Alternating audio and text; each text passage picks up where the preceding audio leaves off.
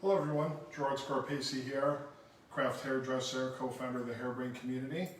Bringing you a live lesson here in our Professionals Who Practice series for our good friends at Pivot Point, who provide these incredible mannequins for training and practice. Today I'm working on Erica. I want to show you my pre-sectioning. I've pivoted or pirouetted off the crown, and I've pre-sectioned these pie sections all the way around the head. I want to, the whole idea of this series is to kind of practice and try things that maybe you don't normally do, get out of your box, which is one of the great things about mannequins. You can practice and try different things that maybe are a little bit out of your comfort zone. So number one, I wanted to just work with disconnection and dry cutting overall. And the idea being that we normally, very comfortably disconnect from top to bottom or bottom to top.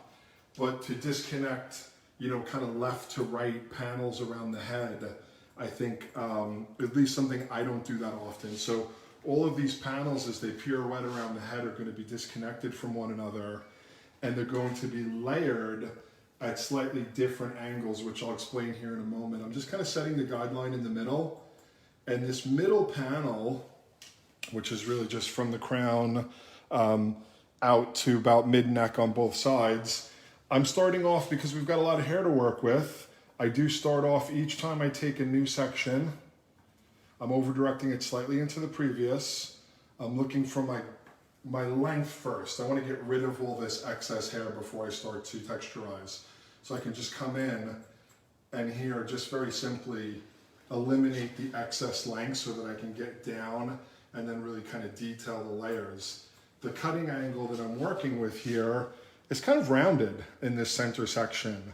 A little bit rounded through the crown and a little bit rounded down into the inside. Overall, what I'm gonna have here when I'm done is a loosely layered kind of shoulder length shape.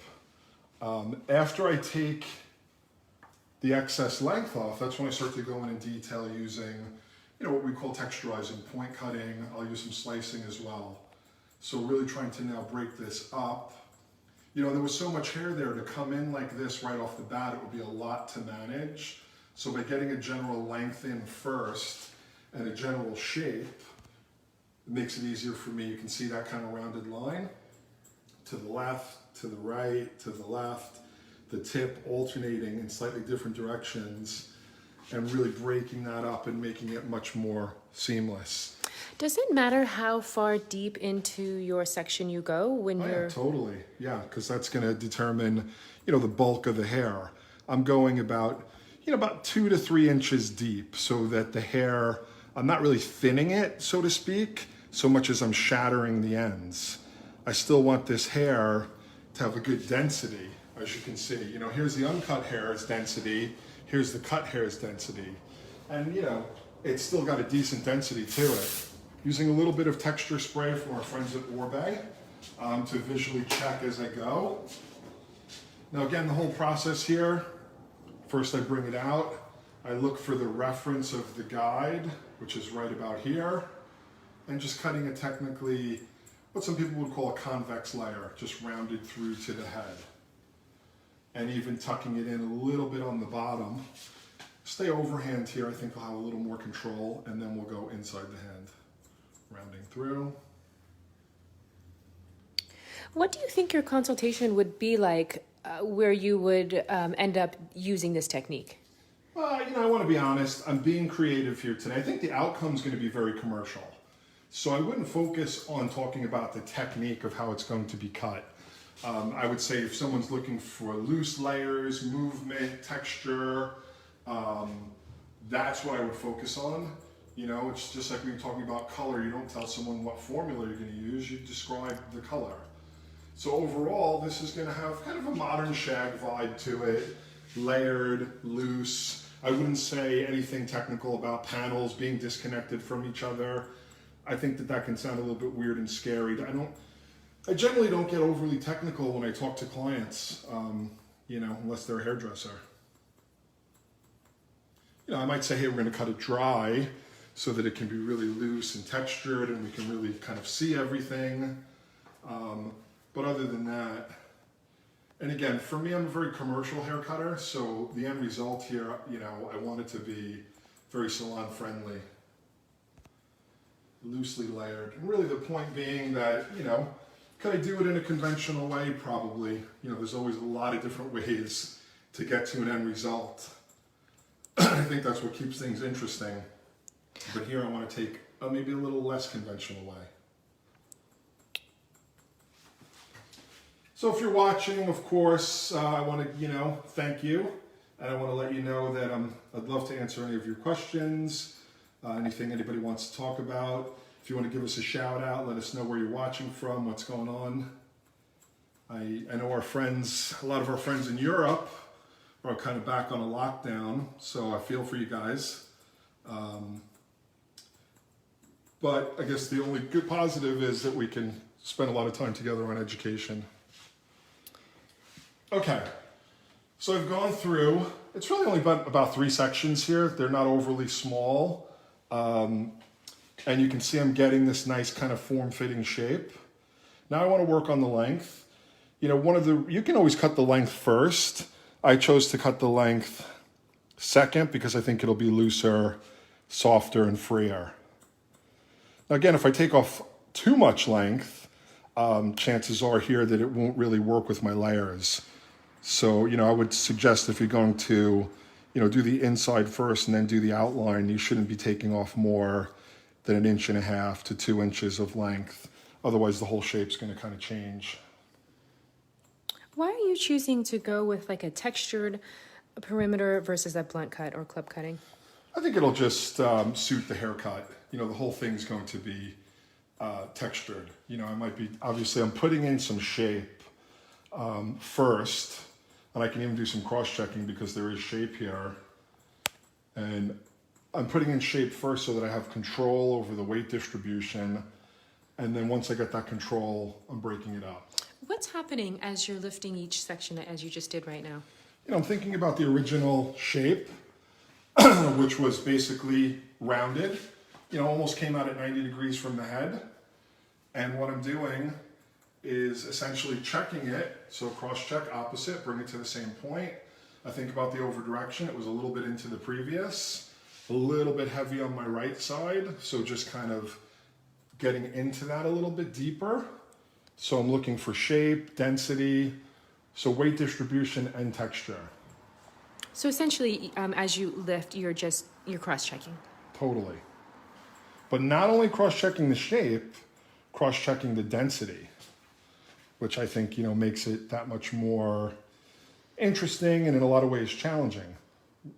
And again, I was a little bit thicker on the right side. All right, now I'm feeling like it's where it needs to be for the moment. It's always an evolution.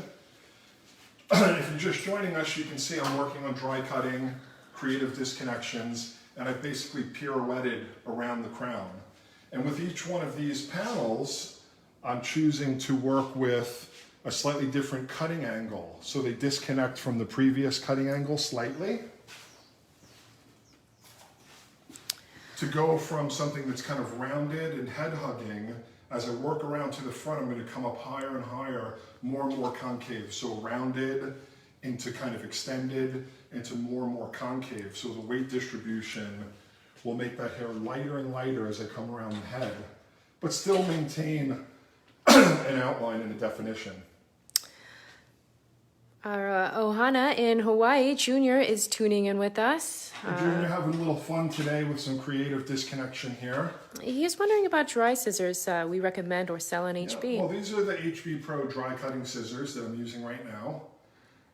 And these, so I'll get back to that in a second. So remember the first section was rounded. Now I'm going to start to kind of extend. I want to find like the same short point at the top. And I think a lot of times, when we start to work free form, we have to be more visual. So I have basically the same short point at the top, but now from that point, I'm going to just cut an extended line. Again, I cut clean first. Now I let the previous hair drop away from the previous panel, and now I'm just working my way out slightly longer. Why are you choosing to go straight slightly longer? Again, we're changing the weight distribution in these panels. So by angling this the way that I am, this should start to visually have a little more flatness compared to the contour that we're seeing in the middle of the head. And after I get a few sections in, we should be able to see that. Because this is literally just short to long, and that's going to get even more extreme. But see, like that's going to be flatter to the head. It still needs weight management through texturizing and an outline. But what I'm really trying to do here is change the silhouette of the hair through the weight distribution. As far as scissors, yeah, I'm working with the HB Pro dry cutting scissor. This is designed for cutting hair dry. It's got that fat boy blade, wider. It pushes the hair and cuts less of a sharp line. It cuts blurry lines. Now I'm cutting off the excess length here first technically because it's going to make it much easier to detail. And then after I do that, I go in and I'll use various pointing and slicing techniques. Being careful not to over-direct too much here because I'm not trying, I think just the angle of cutting is going to preserve the outline. So I don't need to over-direct and I don't want the front, I don't want a triangular shape. So if anything, I'm just using the previous as a guide and coming just gently back onto the previous section at the most. And different from the first cutting angle, the first was rounded through. Here we're working from the shortest point at the crown, slightly longer. And then there'll be one more panel that gets even a little more extreme. Still heavy right now, but it's just easier to get the shape in. I could stop and texturize each piece, but why don't I just get the whole shape in and then break it down. Coming up, angling the fingers out. We're coming to you live from Southern California. You know, we're home here. I know lots of our friends, especially in Europe, are going back on lockdown pretty much today. So hopefully you guys can keep some sanity and keep educating, keeping yourself inspired. And here we go, working out to that longest point. So again, it's looking a bit kind of clunky because it's clean cut at this point on this thick straightened hair. So now we want to come in and start to use deep point cutting.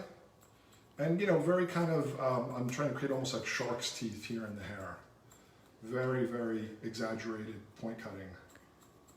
So going in on a diagonal and then maybe going in between some of those little pieces to break them up. And right away you start to see just become more seamless. Would your texturizing technique change if the hair type was different, if it was thicker or more thin, or? Yeah, sure. You know, it's the amount of times you go in, the angle, it's all customized to the hair type. Obviously, this is the Erica mannequin from Pivot Point. She's got a great head of hair. So I feel like I can go in, you know, pretty forcefully here, you know, because you can see how solid that is, and then I want to start to break that up. Be careful not to pick up too much of the previously cut hair as you do this, because obviously you'll just keep pounding into the same hair. Now again, hopefully you're starting to see the subtlety in the change in shape here. You can definitely see the change in texture. I mean, that's super obvious to go from, you know, kind of clean. You know, and you might ask, why not just go in and point right from the beginning? And you totally could. I just feel like I have less control over these angles. So I'm trying to get that balance between precision cutting by really controlling my angles and then also breaking that up, but keeping enough of it that I have the reference of the angle and the shape. You know, that's the whole purpose of this series, Professionals Who Practice. It's about, you know, kind of trying things, working things out for yourself. So, you know, I was kind of in bed the other day and I was just thinking about, I have done similar things like this before, but maybe not exactly in terms of the sectioning and the cutting angles. And it just popped into my head. And I don't know if that happens to you guys. Sometimes you're trying to go to sleep or whatever, and all of a sudden something comes into your mind about hair. You know, it happens to me very often. If I try to think like, oh, I need to come up with something for tomorrow or whatever, that never works. But very often, if I just kind of let it come to me, that works out a lot better. All right, so again, now thinking about the outline shape, You know, overall here, we're just going to get a nice kind of almost shag effect in terms of the layering. So just using the comb to take off some of this excess length at the bottom. And then detailing. You know, not deliberately trying to work extra long towards the front in any way, because it's not the vision I have. You could angle it if that was the vision you had, but I'm going to actually do some shorter pieces around the front, so I don't want that contradiction. Cross-checking, elevating, you can see the difference in the angle here, these longer pieces, especially towards the bottom. When cross-checking, does that make it difficult to know what to cut and what not to cut? Yes, it definitely does. You know, you have to kind of know what the shape is that you've been creating, because it can definitely be very, very difficult. I know that there should be more, because of the cutting angle here, there needs to be more length in this area compared to what's here. And you know, it's not going to blend perfectly, but I can kind of make an internal blend through pointing and slicing.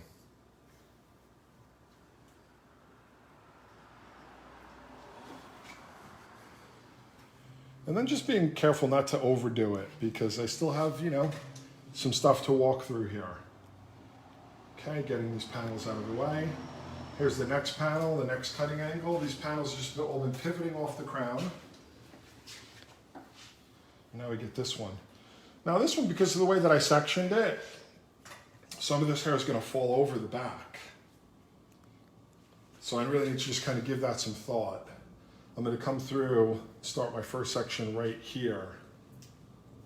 And just be really mindful, knowing that some of these layers are going to fall over the back. And I wouldn't mind developing some length in this area here. You know, this is quite lean, and I don't want the whole thing to be overly flattened out.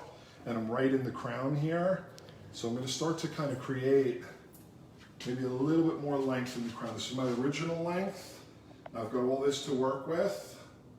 I want to definitely start to get longer at this point. So coming up now much higher than the previous section. Let me up towards the ceiling. Again, I'll turn towards you this way, Kel, maybe you'll get a better shot. There was my shortest original point. I'm going to go about 2 inches longer than that, but I'm going to start to angle my fingers out more extreme. So I went from kind of a convex line in the center, or a rounded line in the center.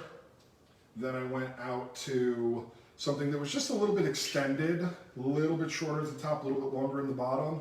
Now I'm going out to something a bit more dramatic in this last area. Steve Stylen has popped on and is saying hello. Hey Steve, having a little fun today. I know you're a hair cutter who likes to have fun. So I'm working with these disconnected panels that are pivoting or pirouetting around the top of the head. And then, you know, from the center out, there's 3 different angles. So I'm on my 3rd cutting angle, disconnecting from the previous 2 technically. And, oh, dropped the comb. A little word about the comb. This is a carbon comb. This is from Leader, fantastic company from Japan that actually produced the YS Park combs, their factory does. This one's called the 121. I like to use carbon combs when working on dry hair. They create a lot less static, and I find they give me a better grip. You know, dry hair can be slippery, and if you want grip, you know, something like this can work a little bit better. So again, very, very little over direction, just using the previous section as a guideline, and then following through. Wide side to kind of grab it. I try to use the fine side to smooth it out and cut my way through. When you're in this section, is 2 inches about the ideal length to disconnect? Like, what if you did more or less? Yeah, it's really up to you. I mean, I looked at it visually, and I looked at the profile and the leanness or the flatness that was developing, and I thought that this would be a good opportunity to give me some more weight in that area. So completely up to your eye. You know, and I have to say, I had a general idea here that I was going to keep changing my cutting angles to get more and more extreme towards the front. But you know, you can't, I can't go in with much more, you know, detail than that. I have to look at it and see how each one reacts to say, oh, am I going to take a little bit more away? Am I going to leave a little bit more? You know, you kind of have to see how the hair is reacting. So now working into that panel, after I've cut my guide, you know, and again, I feel like just cutting a defined line first and then taking the weight out, especially with so much angle control going on here, just makes the most sense for me. I'll give you another angle so you can see the difference. You know, I'm way up here now. All the way up, like so. Probably the last section on this side. Again, just being careful, you know, it's so almost easy to overdirect, but I don't want to overdirect too far back at all. You know, I can use the previous sections as a reference or guide without overdirecting too far back. A lot of excess length on the bottom there, but remember from the beginning I determined where my length was going to be. Now, can you guys see the weight difference? That's what this is all about. This still is even weightier because I haven't done any refining. And here I'm going to go in, instead of pointing, I'm going to use slicing on this whole section. I think just a little change in texture through the front will emphasize the front and the way that it's going to move around the face. So going in, opening and closing without closing all the way. Keeping the ends a little more defined, but taking out even more weight through the inside. Are you choosing to change your texturizing technique because of where you are on the head? Yes. Yeah, I want to be able to, now this is obviously normally a finer area. You've got less hair, you've got ears, so there isn't as much weight to begin with. So I don't feel like I need to go in and kind of break up the ends as much. Plus I want to kind of push it towards the front a little bit. I think that's kind of an interesting thing to do around the face, especially knowing that I'm going to cut some shorter bits through the top and sides. And then I just want to, again, practice. That's the whole idea of this professionals who practice, is see what happens within the change of texture, you know? So we've got a change in cutting angles, and we've also got a change in texture techniques. So again, coming through, looking at my outline. You can, you know, obviously you can play around with the outline however you want, but I had determined from the beginning that I wanted just kind of a simple, almost square outline. Probably do some more detailing with that as we progress, but I just know that I want the rough sketch of it not being a lot longer towards the front. I'm gonna come over the head now and actually even slice into it this way. Help me elevate higher at the front. You know, I mean, obviously a lot of that stuff, you can't overly plan.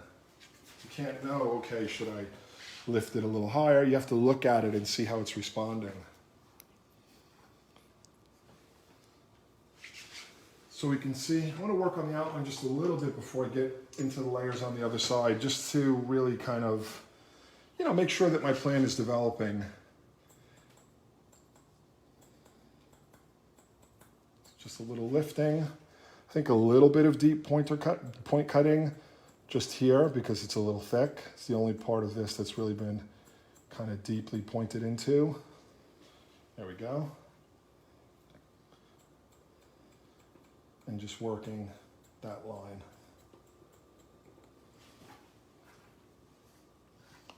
Okay, starting to come together again. Not completely there because with this kind of cutting, it all has to develop together. So I don't want to push it too far too soon. All right, so if you're just joining us, you can see that I've completed this first underneath side, 3 panels of disconnected layering. Now for the hard part, to get something balanced on the other side. So I've already got my center here, and this was kind of cut rounded, and then heavily texturized. This next section behind the ear, I used a similar starting point at the crown, but I cut a different cutting angle. Let's get rid of some of these little cut pieces. So I came through here, took a new section. I connected to the starting point at the crown, but didn't cut a convex line. I cut a line that, you may call extended, so longer towards the bottom. With so much weight and length to manage, I'm cutting in the rough shape first, using my dry cutting scissor, which pushes the hair a little bit before it cuts, which is great. So those lines aren't too sharp, but it's kind of like a rough sketch of it. And then that allows me to really detail it with pointing, slicing, and other various texturizing techniques. So are you saying that the only line that was cut round was your initial line? That's correct. The center panel. The center panel. Yeah, because see how this is getting longer and longer towards the bottom slightly? We can call that, some people would say concave. I don't say it's quite concave, it's just extended length. Shortest point at the crown working out longer and longer.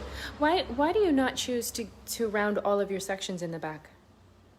That's kind of the whole exercise of the haircut, is to have disconnected panels side by side that change the way the weight flows around the head, and then to customize the texture within each one of those. And also to do it without using a lot of over direction, because you could do a simple version of this where you cut a round section here, maybe over direct everything. You'd have more and more weight towards the front. But I think that this is just giving you more freedom and cutting it a little bit more where it lives, so to speak. So the whole idea is to just try something out. I can't say that I've ever done anything exactly like this. I've played around with ideas like this, over the past however many years, 30. But I was just thinking, well, I'd like to try. That's the whole idea. I've got my pivot point mannequin. I like to practice and kind of, keep thinking about different ways for me to do something. And I know I've never done anything quite like this before, so here I am. So Dara is saying hello. Hi, Dara. How are you? As well as Andrew Dunn. Hey, Andrew, sorry that you guys are back in the hellish nightmare of not being able to work. Andrew's over in, I believe, Northern Ireland. I think they were one of the first to close down.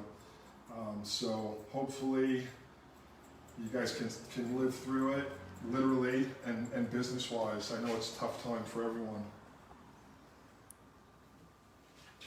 So within each pre-sectioned, there's multiple sections within each. Yeah, I mean, you could probably cut each one if you. It's just not my nature, It's not a huge panel, but you probably could cut all this in one if you're comfortable with that. It's my nature to take multiple sections, but I don't know that there's a huge benefit to doing it with this particular haircut. So you could just kind of, simplify it and probably condense them, but it's just, we all have to be true to our training and our nature. And I've always liked to break things down a little bit more. So now using that pointing, going from the center to the back of the ear. This is the hard thing, because not only am I worried about shape, I'm worried about density and texture and having the same amount of texturizing from side to side. I'd say at this point that's even harder than the shape, because the angles are kind of basic angles that most of us should be able to, if we've got a little bit of experience, we should be able to control them fairly easily. But the texture, I don't care how experienced you are, you have to kind of keep looking at that hair, feeling it, making sure you're getting the right or same amount of weight removal from both sides. For some people it's a mathematical thing, 1, 2, 3, 1, 2, 3, and come the other way, 1, 2, 3, For some it's purely visual, for some it's a combination. Alex Business is saying Freestyle Pro. Thank you, Alex. And always kind of evolving that outline.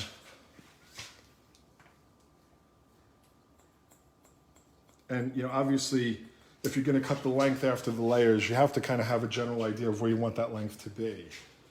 I don't think that you can just kind of wing it.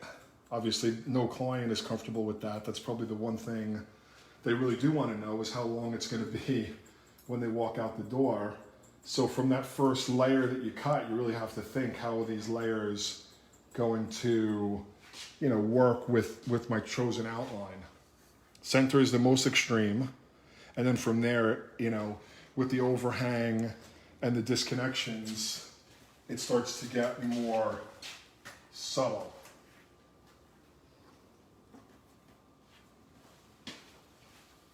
All right, so this is the third panel on the underneath on this side. Now, if we remember from the opposite side, if you've been watching, I just want to keep this clean. These little Lady Mate clips, these are awesome for dry cutting because they don't put any creases in the hair. And they're gentle enough, but strong enough at the same time. We have those also. All the tools I use are obviously available at Hairbrain Pro. Today I'm working on the lovely Erica from Pivot Point. She's become a great friend of mine over the years, especially during this kind of coronavirus educate from home. And I think a lot of you have really benefited from working with these great mannequins. You can find these at pivotpointshop.com. Without a doubt, anybody who works with mannequins, I don't think there's any real even question that Pivot Point are the most superior.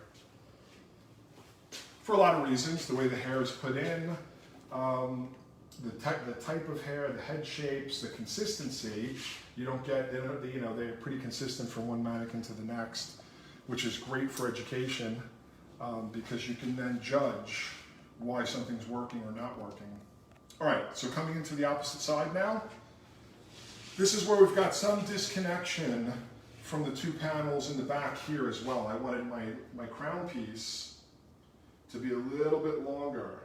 Now the good news, what makes it easy for me, is I can use the opposite side here to get a general idea. And I could even probably pull a little piece of it across, just because of the way it is. Now again, sectioning is very loose because the hair is dry, and I don't want to put any clip marks in it, but I'll put the head down here. Now you could section this as you go. You know, that might be something that you know, you may prefer to do, is kind of section as you go, and just keep pivoting off the crown. I kind of pre-sectioned the whole thing so it would be perhaps a little bit easier of a lesson to follow. Did you just give yourself an extra little guideline there? I did. I grabbed some hair from the opposite side because I'm trying to match literally this angle here. Just tighten her up. And you'll see me going back and forth quite a bit here. Come through here. Literally, even if I grab this whole side, this is now brought all the way up and cut. All the way up, the third angle. And you know, just by going back and forth like that, it's like that game Concentration. I can kind of see it in my mind's eye. And even with a loose texture like this, I want balance. Now remember, we've already cut the length on this side. You know, if you're having trouble with balance, perhaps don't cut the length yet. So I'm just balancing off here, balancing off here. And also, I'm cutting the shape, what some people would call club cut or blunt cut first, just so that I can control these angles because they could get away from you pretty easily. And then I'm going in and really visually breaking it up. Okay, next section. So this, we're starting to get more into a true concave by bringing the hair up. The knuckles getting a little bit higher than the fingertips in this case. Not in a very extreme way, but even just by kind of rotating my hand, coming up, you know, like so, making sure that this is the steepest of the three angles, going from convex or rounded in the center to kind of slightly extended or slightly concave behind the ear to going into, you know, majorly extended. And what's the purpose for that? Just to save the outlines? It could be. In this case, it's more than that, because what I'm trying to do is change the density of hair in each part of the head based on the way I'm distributing the weight with the layering. So we've got a more head-hugging shape that's rounded through, then we've got a leaner shape, and then we've got the leanest shape, but using a different type of texturizing. You know, again, it's just something to keep life a little bit interesting. All right, so I changed the way I texturized the front panel here. I used slicing. I came in kind of deeper like this, and I opened and closed it out, closing all the way. So, we talk a lot about dimension. I think maybe that could help. So we talk about dimension with color. This is like dimensional hair cutting. How does that sound? Creating different dimensions within the weight of the hair. If you think of it as dark and light, that's what's happening here to me. And that's kind of the point of this series. Professionals who practice. I've never done anything quite exactly like this. I mean, we're all a combination of all the things that we've ever done. And hopefully we're always evolving. So I feel that definitely would be true for me here. But I've never done anything exactly like this. Could be kind of fun to keep that extra disconnected length. That wasn't my game plan from the beginning, so I'm not going to do that. But that could be kind of fun.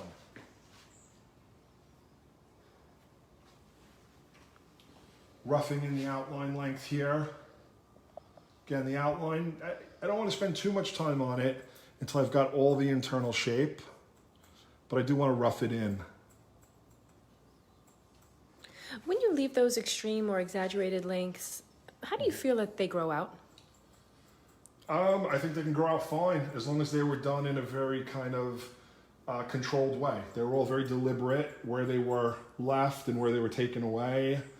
Obviously, the more you have going on in the haircut, perhaps the more high maintenance. If I was working on a shape like this for someone in the salon, I would probably tell them, hey, I'd like to see you within, 5 to 6 weeks to keep it fresh.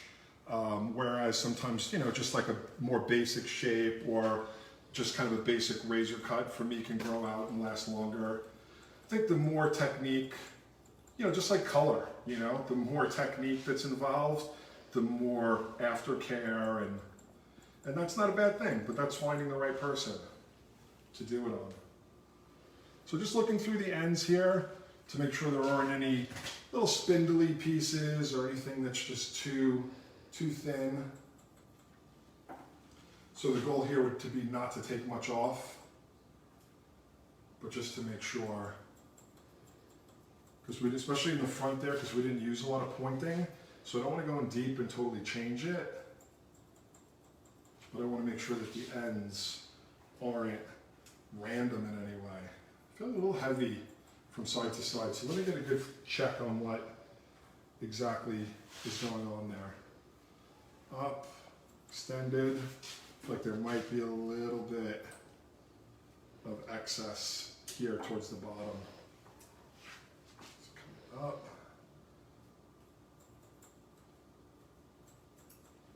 And just looking for that weight. And I think that's why with this kind of cutting it's important to go back and forth a lot. Because there's not just one basic guideline that connects everything together and you go, okay, it's all connected and I'm done. We've got to, I'm going to just try to reorganize this top. It's in these 3 pieces, but I've been pushing it around a bit. So I'm going to take the clips out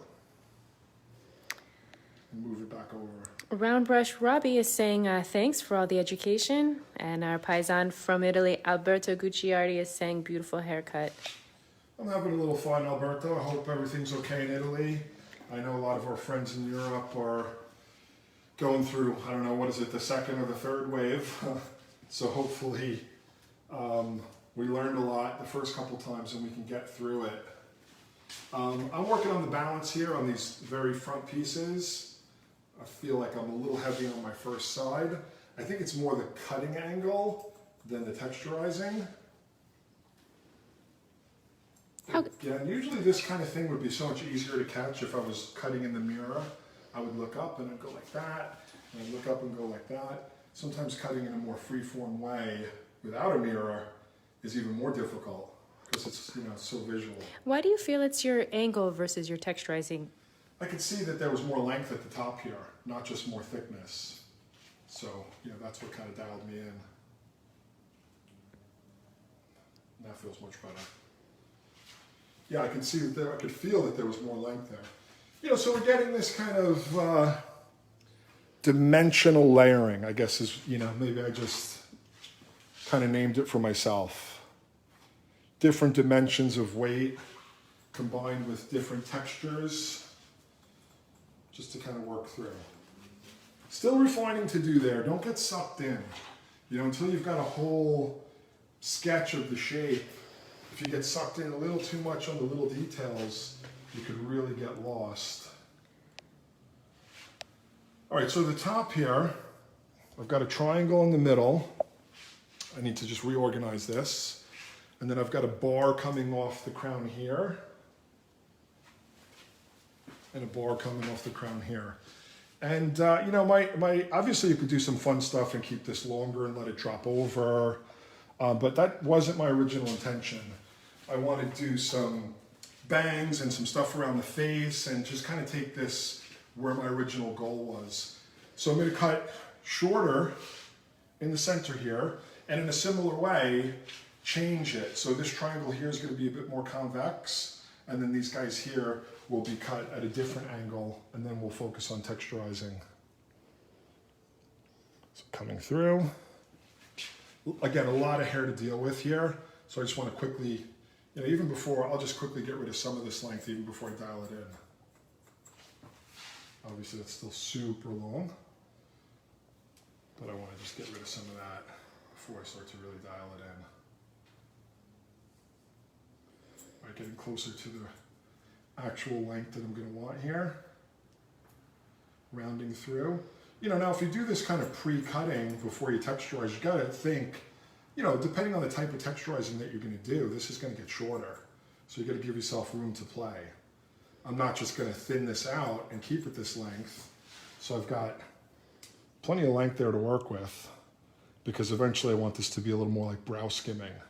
But again, let's get rid of all this excess first. Come through. Nice to have no limitation here, because I've got a, you know, most of the time I don't just cut this much hair off a mannequin. I do normally, you know, most mannequins I'll get 5 to 6 lessons out of, and I know I can still get more lessons out of this one, but sometimes when you want to be creative, it's nice to just know, like, how often we can't do what we want to do because, oh, there's no length in the front, or there are already bangs.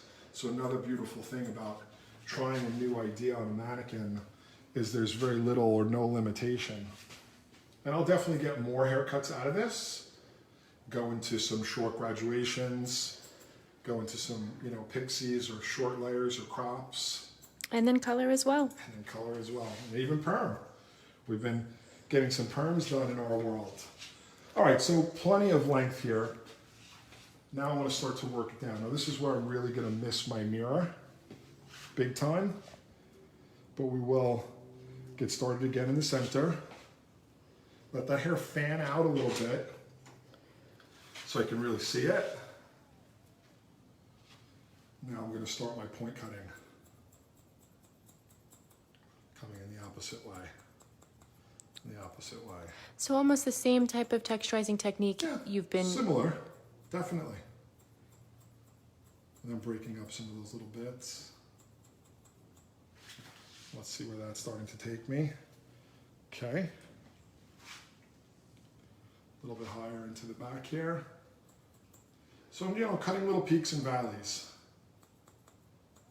I'm not just thinning the hair at all.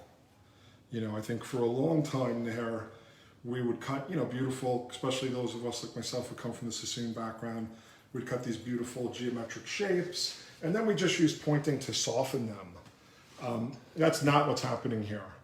I'm cutting in a rough sketch of a shape, and then I'm not just trying to soften it, I'm really trying to shatter it. I mean, there's this line will be gone. I mean, some of the length of those pieces will stay, but the line will be gone.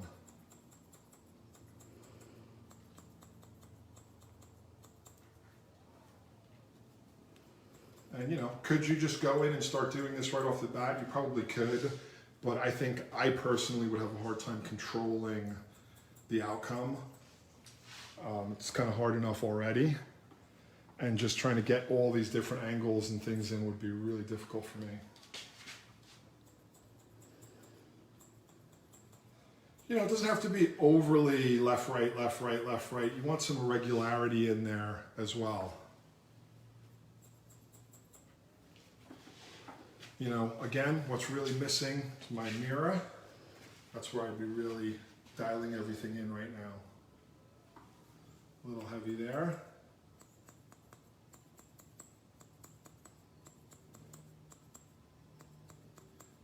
So you're, even with the texture, you're doing cross-checking. Well, length will ultimately probably come up with a little slicing. Grabbing all that, kind of condensing it together. Making sure, again, some of these ends that are left over aren't too thin. It's that fine balance. Coming down and checking the length as it falls on the face. I do think some more of this will come away. But again, think of it like the outline. I don't want to overly commit yet to what's exactly happening here. But I feel like I've got the distribution of it where I want it to be.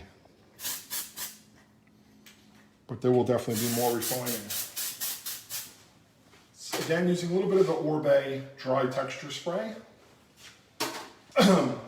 Since the hair is already dry, I don't want anything sticky or really tricky to work with. Because I'm combing, touching, moving it around a lot. All right, now I have these 2 bars left.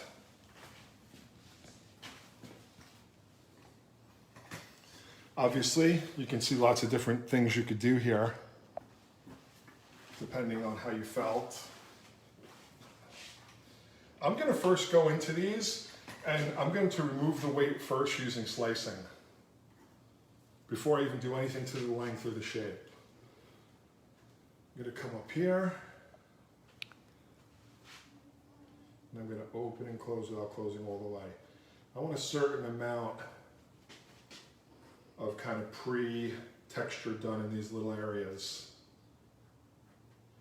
Just to give them a little more irregularity, and again, to change the dimension from this area to the rest.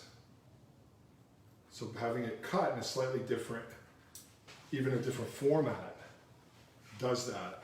Is that just creative expression, or is there like a technical reason why you are looking to change it? Yeah, if we go back with that dimensional idea, every one of these panels being cut in a slightly different method makes them move differently. So this is going to fall over this differently. I'm still going to, again, my goal, I don't do, not anymore. Those of you know me maybe when I was a young man, I don't very often do avant-garde, or everything I try to do is very salon-based, salon-friendly. Maybe I've gotten a bit safe in my old age, but I also just think it comes from, teaching so much and really wanting people to learn things that they can make money from. But the whole point there was, back to Kelly's question, was I just want this to move differently. So again, if you think back to color, it's like using different formulas and these different blocks. It's like block cutting. There's still a lot more to do on this piece, but I want to get rid of the excess length, and then we'll take it from there. Ben Brown is tuning in and saying hello. Hey Ben, how you doing, buddy? I know you guys are on lockdown again. We'll be in touch soon. We'd love to get you on for another live real soon. I'm sure you got some time on your hands with the lockdown. So again, you can see, and this is still too heavy for what I want, but I want that dimension in the weight. Same way we'd have dimension in color, I want dimension in the weight and the angles of the cut. Getting rid of these little kind of pieces.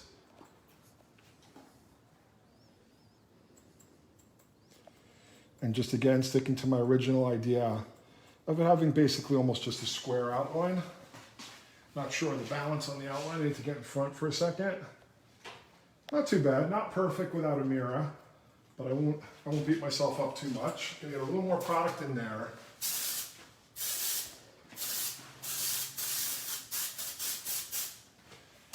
And now return to my slicing. So this final panel cut kind of a different way. So you've got this kind of big jump from the bang or the fringe to this panel. I want to kind of get them to relate a little bit more. Again, slicing from the inside, bringing this hair forward. At what point do you know you're overdoing it in terms of the texturizing?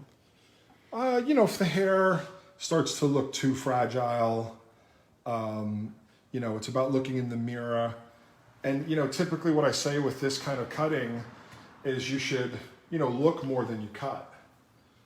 So you're cutting for 30 seconds or so, and then you're stopping and looking and moving that hair around for maybe even more than 30 seconds. And spending time in the mirror and making very, very definite decisions.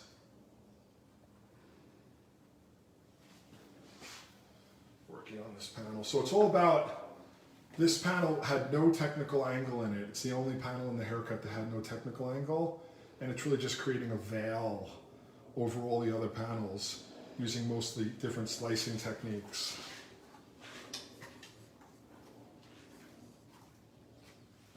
Is it your intent to have it sit a little bit more heavy than the hair in the back and the sides? I don't want it to be heavy. I just want it to be different. Like, here we've got more of a short, sporadic texture where you can kind of see the pieces. Like, it shouldn't be quite that way here.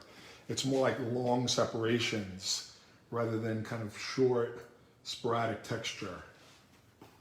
But heavy, I don't want it to feel heavy.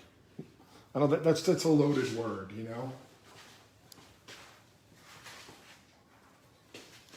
Still feeling like maybe I need to slice a little bit from this angle. I've done everything from behind. Although I don't want a perfect technical blend to the fringe, I don't want it to feel like it just drops off out of nowhere.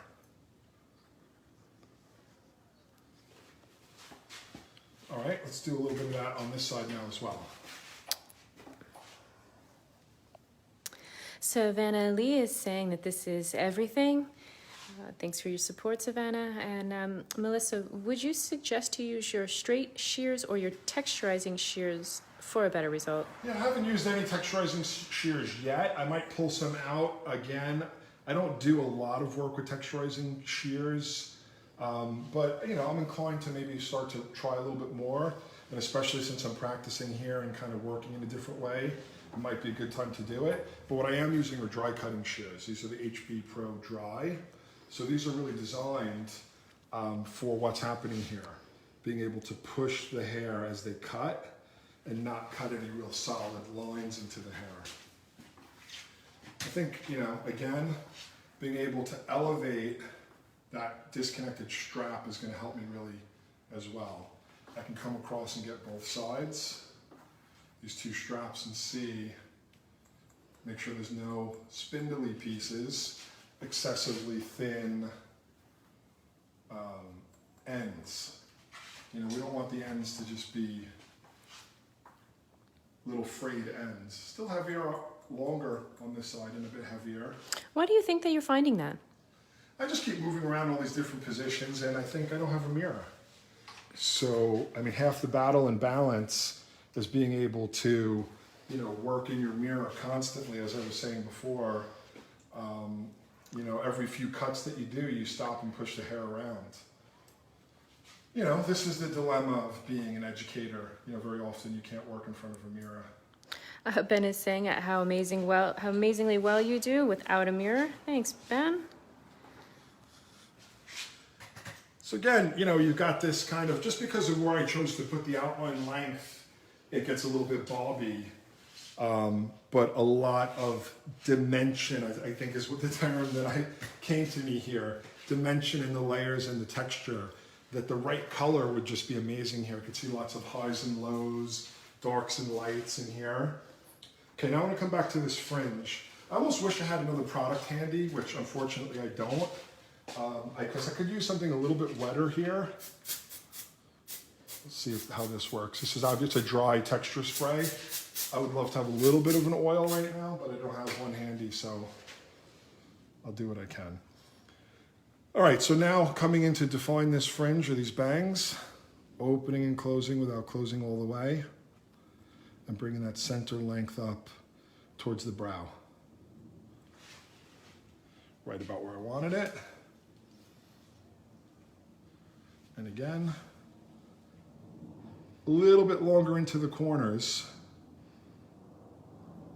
so that it relates to the sides of the shape.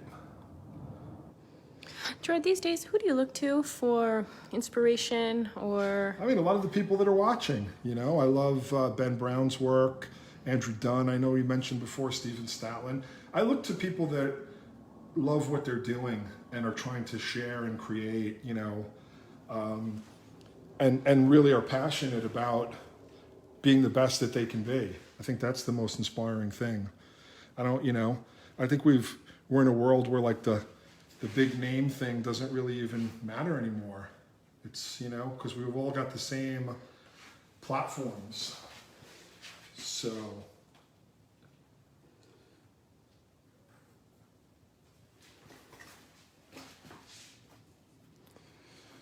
and so again, ending up with a very commercial look, you know, highly textured, lots of dimension. Now, very often with these kind of haircuts towards the end, I go through it all at like 90 degrees and just pull it straight out to look at the ends. I do this with razor cutting a lot too, because you'll be able to see anything that's extreme. You know, if you see anything that looks really thick or really thin, it'll jump out at you. You know, you shouldn't, in this stage, hopefully not a lot needs to come off, but if it does, you'll find it. So I just come out at 90 degrees and I look through the ends of the hair. And then I think about, okay, still feels a little thicker here. So, you know, it's a different, I think that word precision cutting gets thrown around a lot. I think it can be precise in a lot of different ways. I really feel, you know, myself that I've been as precise as I can be with this haircut. The end result is not geometric, but I have to be precise. I have to look for balance and thickness and direction. You know, try to work as orderly as possible in terms of the sectioning and things kind of working together well. So, you know, again, that loaded term. Checking those ends. Brittany is just mentioning here that as part of the reason why she got into doing hair was because of the terrible things that would happen when she got layers. She's mentioning like shelves in the front quadrant. She knew there was something better. She loves your techniques, and thanks for the education. Well, thank you. I'm glad to, you know, we all got into it for different reasons. I think a lot of people, you know, yeah, maybe they thought, wow, there's more to it than what they've experienced. Really, this is such an important, it's like, okay, I'm using a lot of those color analogies. This is like your zero gloss at the end. It doesn't seem like a big deal, but it's going to make that color last longer, seal it in. I'm like sealing the ends, sealing the haircut in. Even though it's air cutting and little pieces coming off here and there, it's like all the pieces of the puzzle are together. And then this really makes the difference. Can you slow it down just one minute so we can get a... See these ends here? This is what I'm looking for. This piece is never going to benefit this style. So I just come in, and it's a difference between that and that. Were you able to catch that? That's what I mean. That's your zero end gloss. That's your haircut zero. Can you show us again what you're looking for? Yeah, not much here. Maybe it's a little thick right there. Let's see on this fringe. I have to run and get some product. I have to in a minute here. I'll leave you guys to contemplate. So again, you see this piece here? What good does that serve in the haircut? So that's where this stuff comes in. You know, some of those pieces are probably coming from the side, but they kind of want to be part of here. So getting some of those little guys. You know, and that's what makes each one of these unique. It's never going to be exactly the same way twice.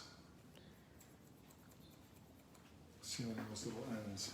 I'm going to step away for 30 seconds and get some product. You guys can enjoy the view. Maybe give them a 360. I will.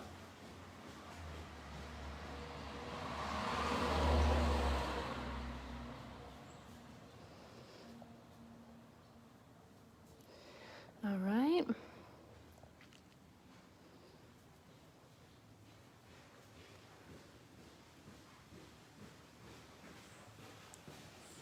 All right, ran to the hallway closet to get a little serum. This is the Davines Invisible Serum. I just need a little moisture in there, especially on that bang. You know, so much hair got cut off that I feel like it needs to get a little bit,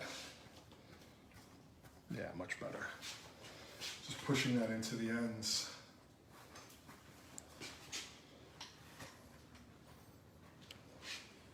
Little moisture on those bits.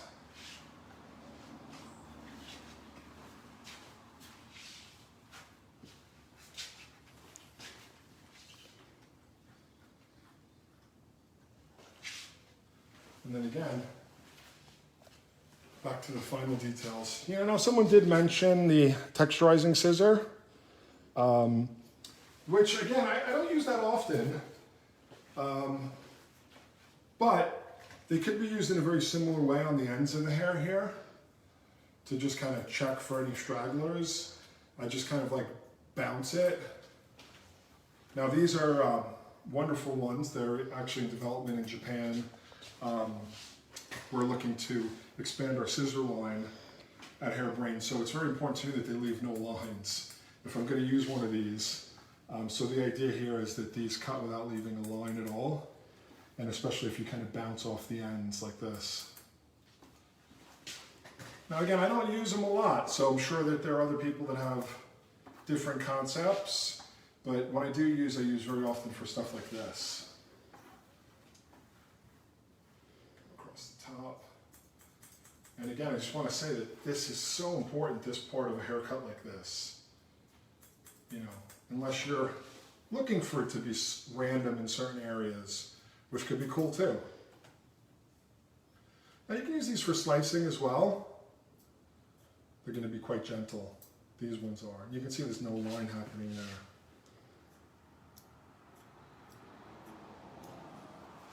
So, you know, because it's not a solid blade, it's actually going to cut less hair.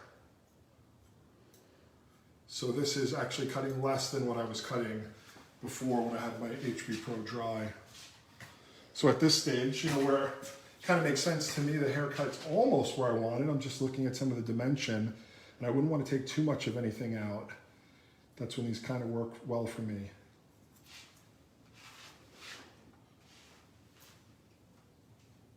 Cutting a little bit along the edges.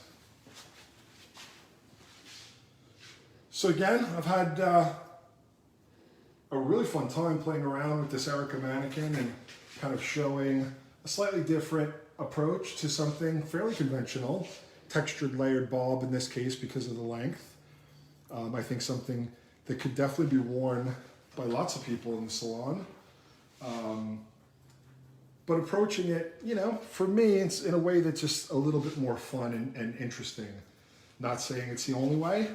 I could cut this shape using lots of different approaches, but it's just kind of a fun way for me to practice and try something new.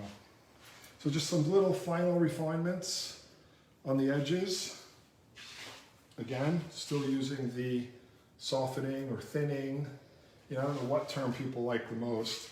I don't really love the term thinning because, you know, thinning usually implies something kind of bad that's happening. Let me tell you all about it, because I'm thinning and I'm not happy about it. So maybe softening. And same idea here. I don't want any of these ends to be too spindly. So going over it a few times so that there's definition to it. And the same here, some spindly stuff here. I don't even know if that's a word, but it's a word that just pops into my head.